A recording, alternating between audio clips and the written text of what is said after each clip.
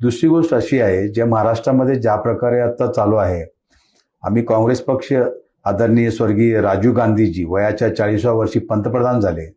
त्यांच्याकडनं शिकण्यासारखं खूप काही होतं. त्यांच्यावर प्रेरित होऊन काँग्रेसचं अजून आम्ही जोशाने आम्ही काम सुरुवात केली. त्यांनी इंटरनेट आणला, मोबाईल आणला, लॅपटॉप घेऊन आले. त्यानंतर कार आधी अंबॅसेडर आणि प्रीमियरच होता. त्यानंतर त्यांनी स्वतः वेगवेगळ्या प्रकारचं सक्षम केलं. प्रत्येक घरासमोर 2-2, 3-3 कार गाड्या, 2 व्हीलर्स आहेत, उद्योगधंदा आहेत. आज IT पार्क जो उभा आहे तो फक्त आणि फक्त श्रेय काँग्रेस पक्षामुळे आणि स्वर्गीय राजीव गांधीजींच्यामुळे आणि डॉक्टर मनमोहन सिंगांच्या विचारांनी. 10 वर्ष काँग्रेस सरकार असताना नंबर 1 भारत देश होता.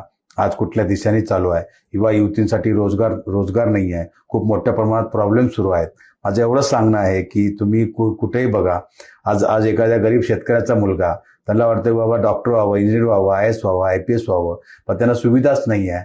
त्यांना तिथे एक्झाम कधी आहे ते माहीत नाही. त्यांना गाईडलाईन्स नाही. महागाई चरणस्पर्शवर आहे. महागाई कमी होत नाही आहे.